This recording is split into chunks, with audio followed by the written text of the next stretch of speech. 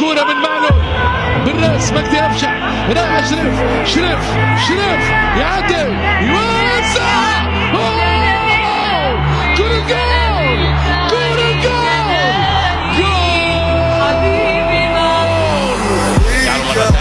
من الوضع ربنا يفضل حسين عرضية الأفشع عرضية خطيرة